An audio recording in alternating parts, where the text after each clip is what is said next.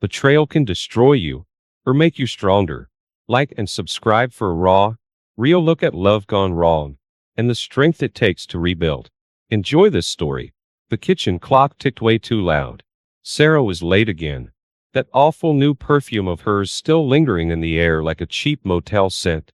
It was 7:30, dinner was cold, and something inside me felt even colder. This distance we've been drifting into lately, it wasn't like us. She used to tell me everything. 12 years, that's half my life. I remember the day we got married like it was yesterday. Not now I felt like we were barely roommates. Her phone buzzed, the screen flashing for a second before it went dark on the table. I know I shouldn't, it's wrong. But God, the way she snatches that thing away whenever it rings, like I'm gonna pounce on it. Thought the temptation was eating me alive. Then again, it's unlocked. Just sitting there, all my answers maybe one touch away. I could look. I glanced over my shoulder towards the hallway. Nothing. Inching my chair forward, I held my breath. All it would take is one swipe. Sarah would never know. I just want to know. Know what? My fingers brushed the cool glass. Then another buzz, and there it was, lit up on screen. Can't wait to see you. And a freaking winky face. My breath punched out of me. No name, just that stupid emoji. But seeing it there, on her phone, my hand shook, and I dropped it like it was on fire. Sarah burst in the door then. A whirlwind of excuses. Traffic. Client problems. Yada yada. I just nodded, feeling sick. Later, the lights were out. She was asleep beside me, but I couldn't close my eyes. Can't wait to see you. Was this work? Did people use winky faces in professional emails? My mind raced. I should have listened to Jenna back then. She cornered me at the grocery store a few weeks ago, all wide eyes and nervous smiles. Mark, just keep an eye out. Yep. Sarah, well, she's always been flirtatious. It felt like a punch in the gut remembering that now. God, why was I so blind? The next day, I started noticing every little thing. The way Sarah lingered by the water cooler at work, that new lipstick always perfectly on. The way her eyes skittered away when I asked about her day, a question that used to fill an entire evening with laughter and stories. It wasn't just work keeping her late. And the worst part? That stupid little voice in my head saying, "It's nothing. You're making this up." My stomach clenched into a fist whenever I saw the hotel receipt. Date circled, hidden in her jewelry box. Was I going crazy? Was this all in my head?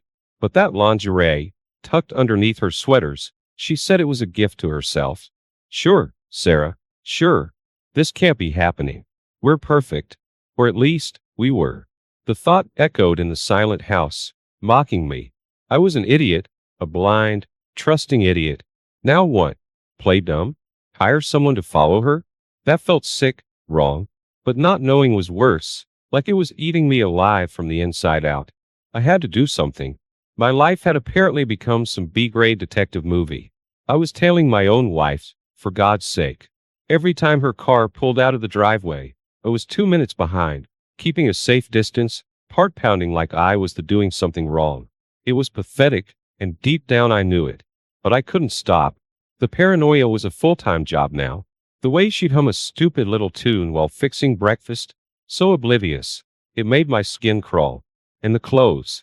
Every morning it was like a fashion show, a new outfit, each one tighter than the last. I tried to convince myself it was just a confidence boost, but the pit in my stomach disagreed.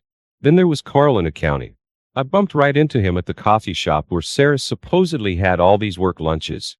Dude was shifty-eyed, couldn't even meet my gaze. Yeah, Sarah, she's great. Real asset to the company. But when I casually asked if he ever joined her for these client meetings, he practically choked on his latte, mumbling something about spreadsheets. That night, I waited until Sarah was asleep.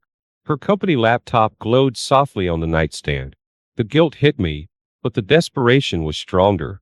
I knew her stupid password, our anniversary backwards. Ridiculously easy. A few frantic clicks and I was in her email. Nothing. Expense reports. Boring meeting notes. It was maddening. Did she cover her tracks this well, or was I going insane?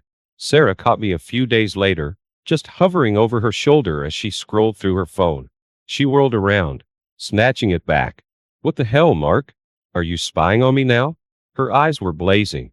I just mumbled some lame excuse about the charger, slinking away like a kicked dog. She was getting sloppy, but so was I. My online searches had taken a dark turn. PIs, hidden cameras, all kinds of crap I never dreamed I'd look into. And Jenna kept calling. That woman was relentless. Listen, Mark, I didn't want to badmouth your wife. But back in college, Sarah, well, let's just say she liked attention. It ate away at me, whispering that maybe Sarah was the same person now, just better at hiding it. It was like all the cracks in my perfect little world were widening. Then it happened, the smoking gun. While she was in the shower, tucked in her purse was a whole other phone. Old thing, cracked screen, no name in the contacts, just texts. And holy hell, those texts. It wasn't just flirting, it was graphic, filthy stuff, promises that made me sick. I couldn't breathe, the world spinning. Sarah. My Sarah. Clutching that burner phone felt like holding a grenade. This was it. No more sneaking around. No more excuses. There could be only one ending to this nightmare. The confrontation was brutal. I didn't even try to hide the anger, the disgust. 12 years of love, trust, whatever we had, just shattered. Sarah was stone-faced, didn't even fake tears. It's not what you think, Mark. What the hell else could it be? The texts, her sneaking around. It was all there in black and white. He's just a friend. We talk, she insisted. Icy calm. An emotional thing. It doesn't mean anything. Her words felt like slaps. Emotional thing? Was I just a paycheck and a warm body to her? Then, the begging started. Pitiful tears, promises she'd change. The whole 9 yards. We can make it through this, Mark. I don't want to lose you. My head spun.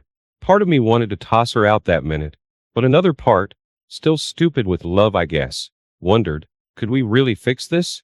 We ended up in that sterile therapist's office, sitting across from each other like strangers.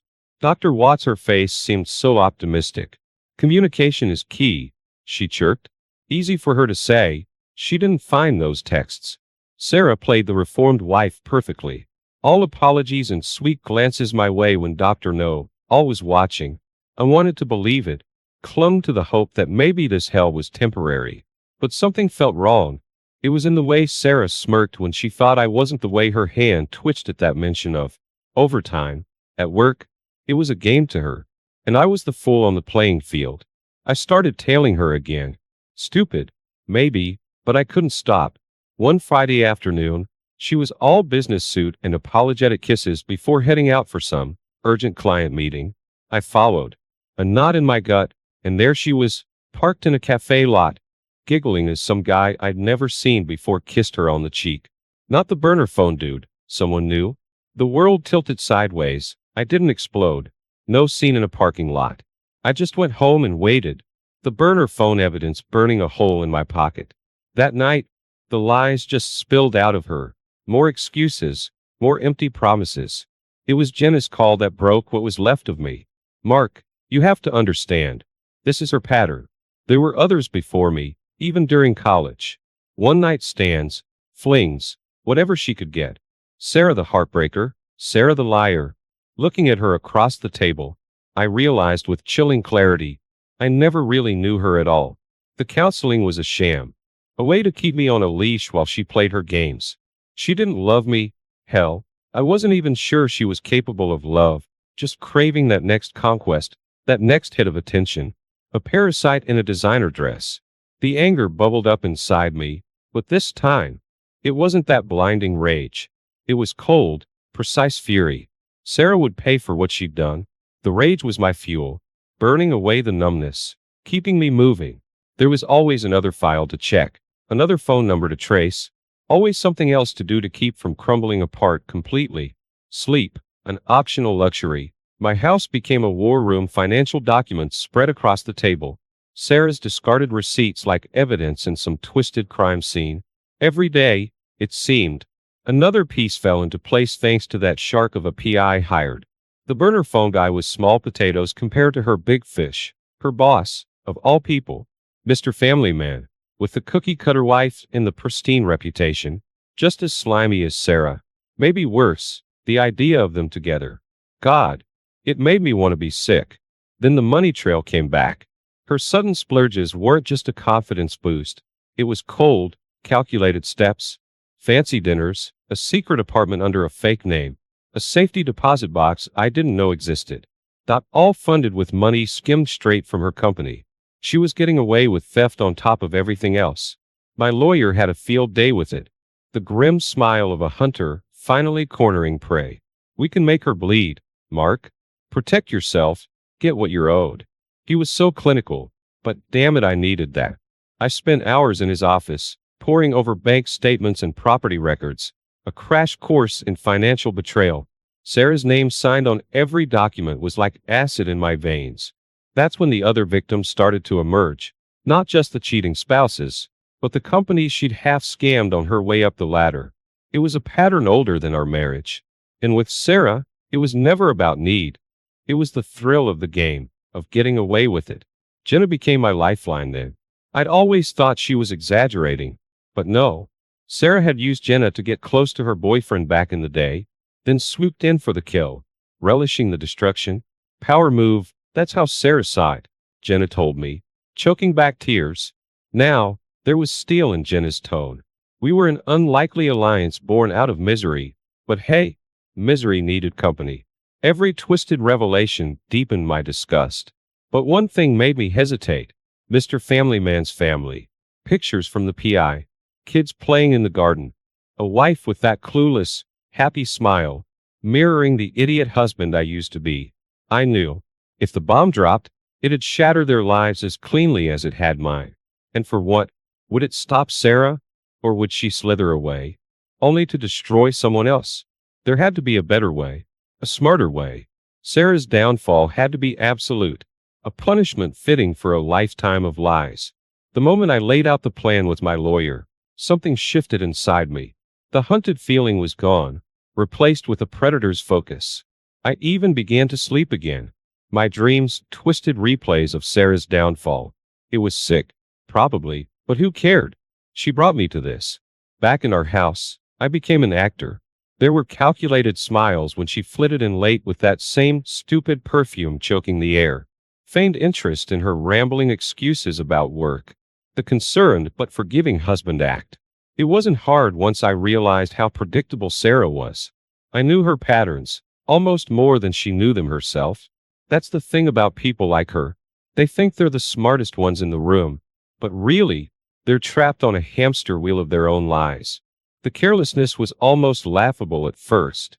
A receipt tucked in her purse, a text buzzing late at night, deleted almost too quickly. Then, the escalation. Lingerie tossed carelessly across the bed she thought I wouldn't notice. Hotel key cards peeking out from her makeup bag. Was she daring me to catch her? Or had she become so arrogant she didn't care anymore? I played dumb, letting the noose tighten ever so slowly. My next move was a gamble, and a low one at that. But there was a vengeful satisfaction in stooping to her level. Mrs. Family Man got a neat little typed letter. No accusations, just questions.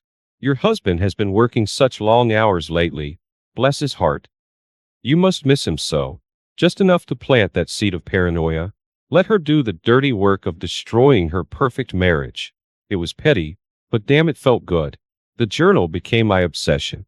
Every sighting, every odd transaction, it all got logged. Sarah in that cafe parking lot again. Mr. Family Man sneaking an afternoon meeting at a hotel suspiciously far from the office. Their lies were becoming my evidence. Then the final straw. Neatly packed suitcases hidden in the spare room closet. My name scrawled on a post-it next to a forwarding address form. Planning her escape, no doubt funded by the money she'd stolen. My surprise business trip was going to be anything but. Each tick of the clock felt like a victory march. Sarah was trapped. All her careful plans, the manipulations, the lies. They were about to fall apart so spectacularly, it would make her dizzy. The image of her face, that smug mask finally cracking, was what kept me going. Revenge, cold and precise, was going to taste exceptionally sweet. My flight back should have been triumphant. Instead, a dull dread gnawed at the edges of my calm. This was it. Playing the long game had ended, and now came the messy, ugly reality of it all.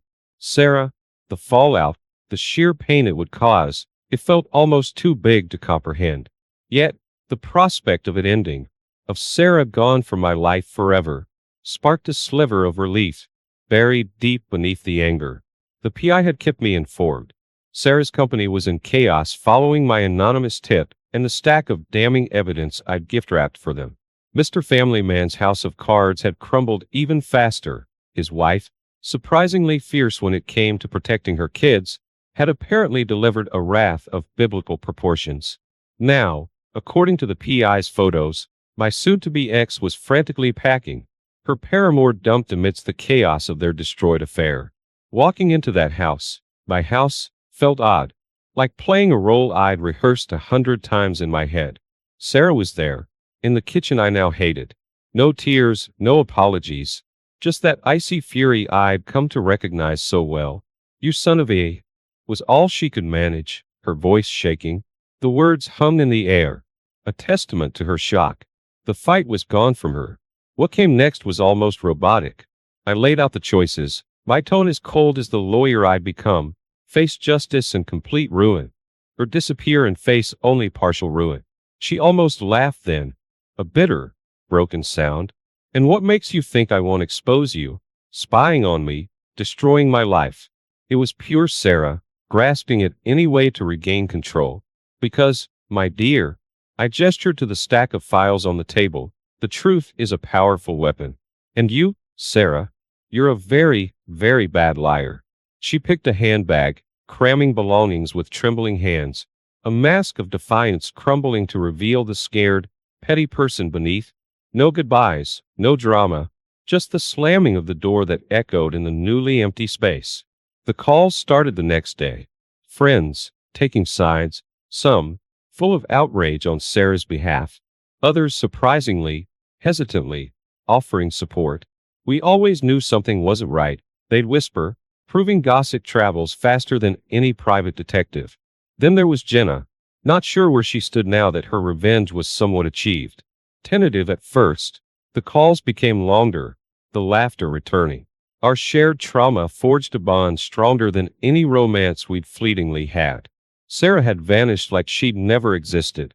The divorce was a brutal financial bloodbath, but with my lawyer now a ruthless shark, I emerged relatively unscathed. The rumors eventually died down. The juiciest scandals replaced by newer, fresher ones, and I learned to live in the quiet of a life stripped bare by a woman who never truly saw me. But it was okay, because for the first time in a long while, I finally saw myself. I was in the grocery store, of all places, when I saw her. There, amidst the bland produce aisle, the woman who'd shattered my life looked nothing like the Sarah I knew. Expensive clothes reduced to sale rack finds, hair once perfectly styled now hung limp, and the eyes, those defiant, calculating eyes, now held a haunted emptiness I'd never seen before. Something clenched inside me, a mix of pity and a lingering, bitter triumph. She saw me too, hesitation flickering across her worn features before she quickly looked away. The urge to flee was strong, but a strange fascination held me rooted. She was paying for a single apple, a few measly packs of ramen. Sarah, the queen of gourmet takeout, reduced to this mark, her voice barely above a whisper, cracked with a vulnerability that was almost more jarring than her old arrogance. We stood there, trapped in this fluorescent purgatory, the ghost of our history hanging heavy in the air. "Sarah," I managed to say, my voice surprisingly even, "what do you say to the person who destroyed you?" Sorry isn't enough, yet anything else felt false. There was no apology, not that I expected one, just a mumbled I never meant to hurt you. Her eyes, once so defiant, couldn't quite meet mine. Was that regret, shame, or simply the desperation of a woman who had burned every last bridge? "But you did, Sarah," I replied, surprised by the calmness in my own voice. "You chose this." In that moment, I finally understood. She chose the lies, the thrill of the game, always believing she was invincible, that she'd never be caught. Her destruction wasn't my doing, it was the consequence of her own choices. We left it at that. No dramatic shouting match, no tears. Just two strangers passing each other amidst the mundane bustle of everyday life. Did I feel like a hero? No, there were no winners in this mess. The encounter, brief as it was, left me unsettled. Turns out, even the deepest wounds leave scars. I'd gone to therapy, done all the healing, but the damage was woven into me. Trust didn't come easy. Every time Jenna smiled that beautiful, genuine smile, a dark whisper asked if this, too, could be a lie. Yet, there was a strength in me now I didn't recognize. A cautious optimism blooming alongside the scars. I'd contacted Mr. Familyman's ex-wife, Mrs. Perfect, I used to call her. Turns out, she wasn't as oblivious as I thought. There was a weary understanding between us now, a sisterhood forged in the fires of betrayal, and then, an idea began to form. It was crazy at first, just a glimmer. Could the pain, the utter messiness of what I'd endured, be used for something good? That's when the support group started. Just a few of us at first, each with our own story of love warped into betrayal. It wasn't about revenge, or even self-pity. It was about finding strength in the broken places, rebuilding a life shattered from the inside out. Somehow, the mess I'd survived had become my way to heal others. Word spread. People found their way to our little group. My story became their cautionary tale, a testament to the destruction infidelity wreaks, but also a promise that there was a way back from the abyss. I wasn't an expert, just one man who had been through hell. And that, it seemed, was enough. It was far from a perfect ending, but it was an ending built on a strength forged in the ashes of betrayal. News travels fast in small towns, and apparently, even the juiciest scandals eventually make their way home.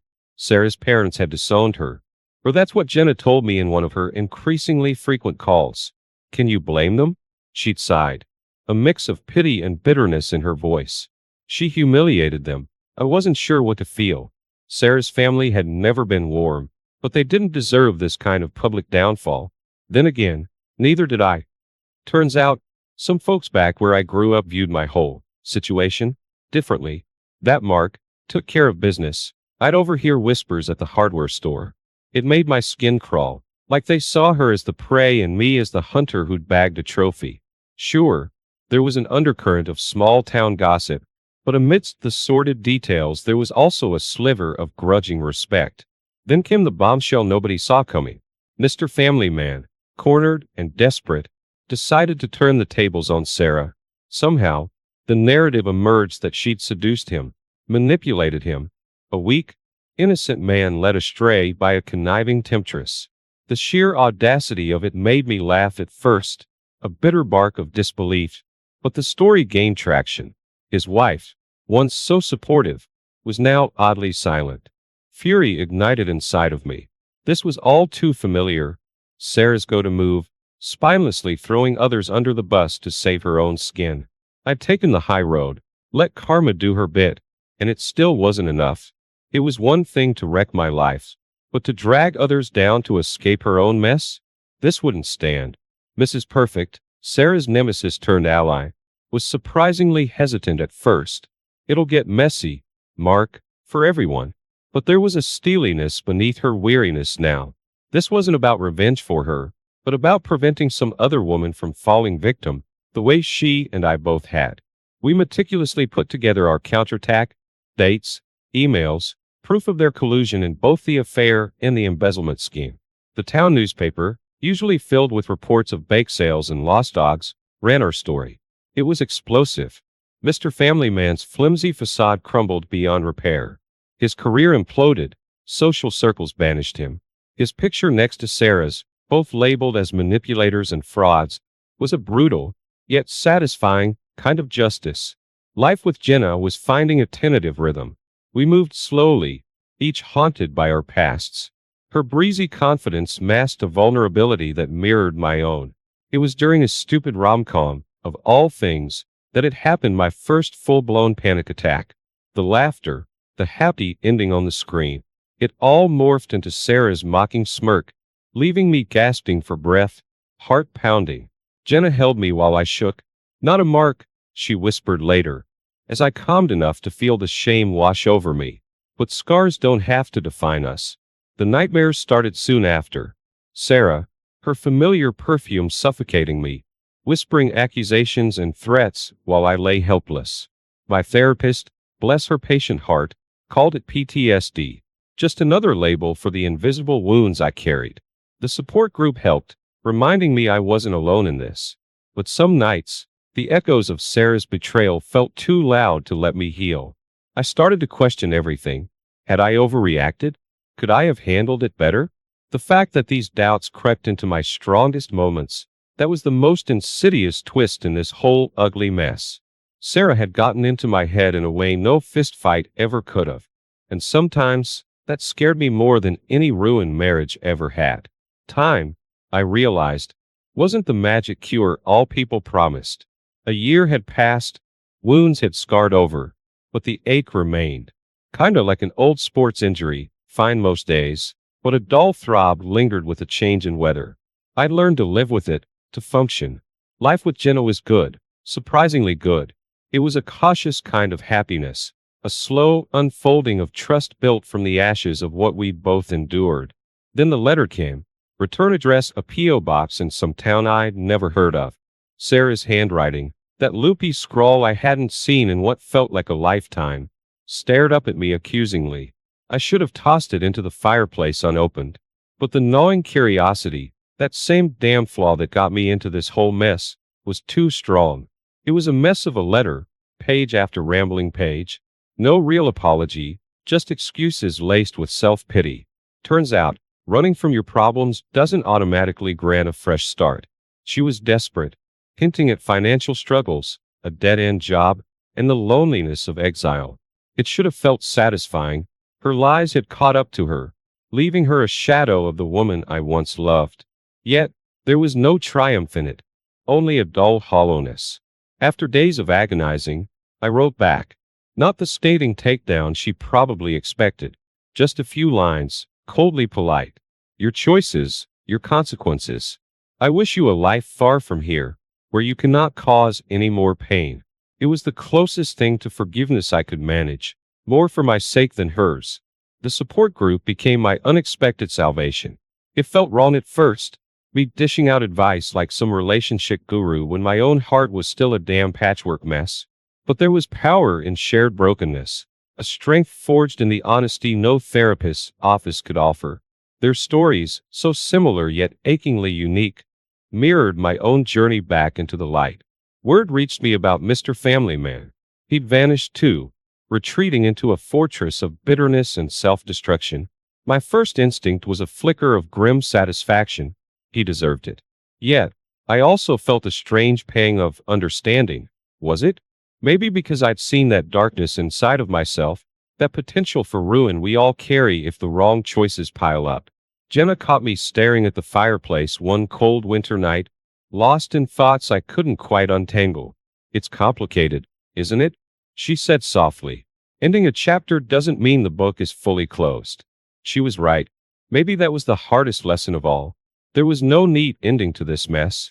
Sarah and the man she destroyed, they were ghosts now. Reminders of the damage one person's recklessness can create. It was up to me, to us, to ensure those ghosts didn't dim the new life we were slowly, carefully building together. Did you hear about Sarah?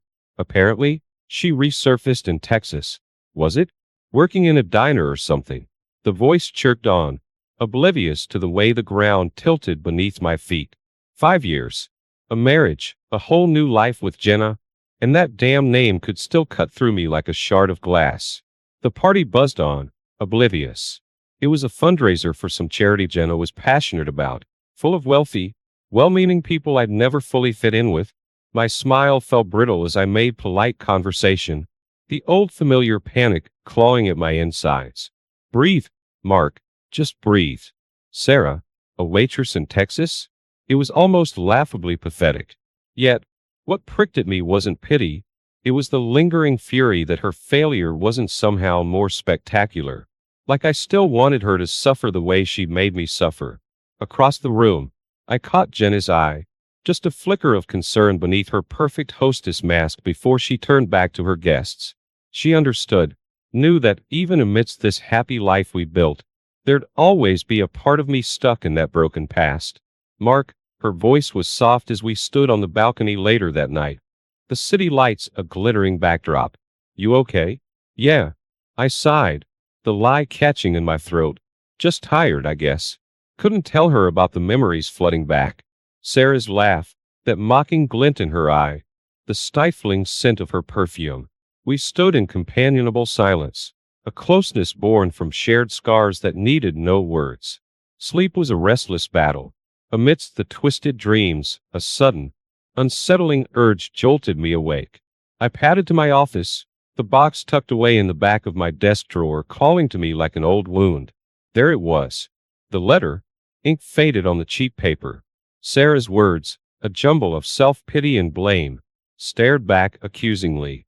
Her handwriting, once so sure, now held a tremor, a crack mirroring her shattered life. With shaking hands, I struck a match. The paper curled and blackened, the smell of burning oddly comforting. Ashes fluttered into the night like fragments of a nightmare, finally fading.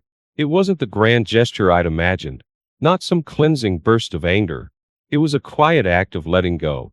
Back in bed, Jenna was softly snoring, her face peaceful with a trust I'd never take for granted. Imperfect, cautious as our love was, it was mine. I closed my eyes, images of Sarah fading against the warmth of the woman beside me. Later, I dream of open skies and laughter, the ghosts of my past silent at last. Maybe this was what healing actually felt like, not a forgetting, but a moving forward. The scars were part of me, a reminder of the man I'd been, and more importantly, the one I'd become. My girlfriend and I were together for 5 years, living together the whole time. She needed somewhere to go when we met, so she moved in as my roommate for a few days, but then we slept together and our relationship began. We both enjoyed going for walks, having friends over for board games, and volunteering at a local stable that offered therapeutic riding. A lot of our time was spent there, working together. At least once a week, we took our basset hound on our memorized hiking trail through the valley and over the mountains. Over the years, we formed a close bond and enjoyed living with each other. I was thankful that starting a romance with my roommate didn't come back to haunt me, but I wasn't considering the possibility of change. At the time, I felt like we could always stay like this. She started to get restless, though. It seemed like her head was in the clouds because she started talking about getting a van and traveling across the country. We didn't have the money to do that without dipping into our hard-earned savings, and without staying to work, we'd fall behind on our bills. When I told her this, she suggested we sublet our apartment. She wouldn't let go of the idea, even though I didn't like it. I didn't trust a stranger to stay in our home, keep it nice, pay us, and leave whenever we got back. It just felt like something was going to go wrong. Unbeknownst to me, my girlfriend was arranged to meet a potential subletter. She met him without me for God knows how long while I was at work. They met alone in the apartment. When she told me this, I was furious. I told her she was lucky he didn't try anything while I wasn't there. How stupid do you have to be to meet a stranger in your home without your spouse there? She swore nothing weird or bad happened. And he seemed like a responsible, honest renter. He even worked in the same building as her. I couldn't believe this, but I decided to go along with my girlfriend. She wanted us to buy a van and go on a trip so bad. It was like her life depended on it. So I got off work early one day and bought a van for us. I got her flowers and a card that basically said she could tell the subletter to move in, and I'd love nothing more than to travel with her. As I drove through the parking lot, I saw her leaving the rental office with a man I assumed to be the subletter. They were smiling ear to ear and then kissed passionately. I had to jerk the wheel to avoid clipping a parked car. This was supposed to be our subletter, and I just caught my girlfriend kissing him. I hadn't even told her I was ready to do this. She just went ahead and did it anyway. I was furious and shaking when I got out of the van, holding the flowers and card carelessly. My girlfriend noticed me, and her face went from pleased and happy to scared. She rushed over to me, asking if this was our new van. One look at AP, and I instantly got the feeling that he thought too highly of himself, had a lot of money, and didn't care that he was kissing my woman and intruding on my life. I told her it was my new van, because I just saw her kissing our subletter. AP gave us space while she tried to downplay what I just saw. I told her there was no excuse for it, and threw the flowers and card at her. She picked it up, started reading it, and then sobbing. It was like the card, van, and me standing in front of her snapped her out of whatever delusion she was feeding herself. She said she didn't know what came over her. She just wanted to travel with me and make the subletter official. I mocked her for sounding like an idiot. That's all she wanted. Yet she met him alone in our apartment twice, and I caught them kissing. In so many words, I dumped her. We fought back and forth while AP sat in his car, but I don't remember what we said. I just remember how betrayed I felt. My girlfriend got smart with me when she realized I wouldn't forgive her for this. She said she didn't have to leave because her name was on the lease, but that she would give me some space to get over what just happened. I watched her get into AP's car and leave. I went inside the apartment in some kind of zombie-like trance and felt like it belonged to someone else. I didn't want to be here anymore, and I couldn't stay with my girlfriend after how she just defended herself for seeing another man. I looked at the van I just bought and decided what I was going to do. I packed all my stuff, everything, and fitted into the van. I divided it into my essentials, stuff to sell, and stuff to keep. I put my apartment key under the mat, carried my basset hound to the van, and left. 2 weeks later, I remembered my ex saying that AP worked in the same building as her. It wasn't hard to find the information I needed and send an email to my ex's boss. She replied less than a week later, thanking me for bringing this violation of company policy to her attention. AP and my ex were fired for dating in the workplace. She tries calling me and texting me pitiful cheater words, but I know she was just one of the many people I'm destined to meet. She wasn't even mad at me for getting her fired. She just wanted me to come home. As much as her betrayal hurt, she was the one that encouraged me to buy the van and travel. I hope anybody reading my story doesn't let anyone or anything hold you back from being happy or content with life. OP, seems like your girlfriend started this whole thing because she was restless and obviously going through something, but she never tried to talk to you about the root of her problems. Maybe you both could have had the opportunity to repair the relationship if she would have had a little self-control, respect, and patience until you guys got out on the road. As devastating as this was, she proved that she could not control herself or be the woman you needed her to be. Talking things out could have been the way to save this relationship, but it takes two mature people to do that. Starting a secret relationship to fix whatever you're feeling is not the way to resolve issues. The best thing anyone can do is talk to their spouse honestly, the person they should count on more than anyone else. I wish you all the best and hope you can recover from this. Now let's get into our second story for today. My wife, 35 female, and I, 38 male, were married for 3 years. Our marriage was greatly influenced by our parents.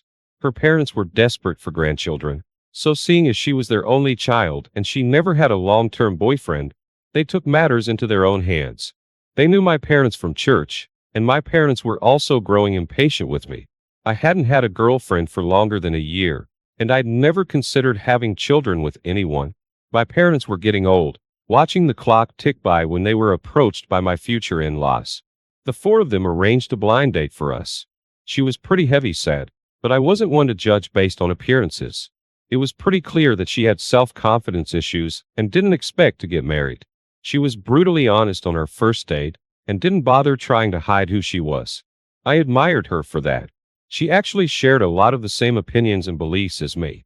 I started to wonder if all either of us needed was a partner to go through life with.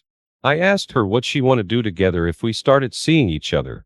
She said she loved to paint, so that became our hobby together. Just a month later, our parents planned our wedding. Our relationship wasn't bad, but I hardly knew her, so I guess I should have stopped it. I just wanted to make everyone else happy. I made it my personal goal to build my wife's confidence and better our lives together. I wasn't in shape either, so I thought it would be great for us to start active hobbies together. We bought bikes, but she only went on a couple rides with me before making excuses every time. She said her knees hurt. We started walking around our neighborhood, but she got sunburned once, so she stopped going out on sunny days. 3 years later, we were still together. I could tell that we both changed, in some good ways, but I admit, I could only handle a few hours at a time with her before I started to feel weird. She made me feel like what I said was a waste of time, and whatever I suggested we do together was lame. When she told me she was joining a yoga class, I was skeptical. She said it was the perfect way for her to get in shape. I asked if I could do it with her, and she hesitated before saying no. She wanted this to be her time to think and work on herself. I arranged for a friend of mine to wait in our neighborhood for my wife to leave, so he could follow her. He called me when they got to a cafe. My wife was meeting a man over coffee. From what he could tell, it seemed like this was their first date. I was nauseous. What I worried about for so long was becoming reality. This whole marriage was a terrible idea. I decided not to confront her that night. My friend sent me a picture of them sitting at a table. I just plugged in my phone and went asleep. For days later, I told my wife I was going to work at the same time as her yoga class, but I just parked my car down the street to get into my friend's car. We followed her at a distance until she got to the bowling alley. She greeted AP with a kiss on the lips. I was shocked to see her this way. She was wearing a flirty dress, and I could tell she had gained confidence since we first met, probably because of my emotional support and love. Yet here she was, using her newfound confidence to kiss and date another man. My friend and I jumped out of the car to confront them. She stopped kissing him and turned her head to see me. She started hyperventilating and got defensive as she accused me of following her. I think she was just extremely remorseful and embarrassed. I think our marriage meant more to her than she cared to admit, because it would have made the moment unbearably painful. I just told her she was cheating on me, so we were over. It sounded weird because I couldn't think straight. She just went inside with AP and got in line to get bowling shoes. She was trying to make it seem like nothing happened. That's when I got angry. I trusted her and accepted her as my wife, even though I was scared I'd get my heart broken, and now she was pretending she didn't do anything wrong. My friend and I started a game in the bowling lane beside theirs. I made it extremely awkward for them by staring as they bowled like idiots. I couldn't decide what to do, so I just did the first thing that came to mind. I ordered nachos and threw them on my ex's head. She screamed and whined, and bowlers around us were very amused. AP told my nacho-covered ex that he was going to see other people and left. It was extremely satisfying to follow my friend out of there, without regard to my ex getting the cheese out of her hair. I filed for divorce, and it was a nightmare for our parents.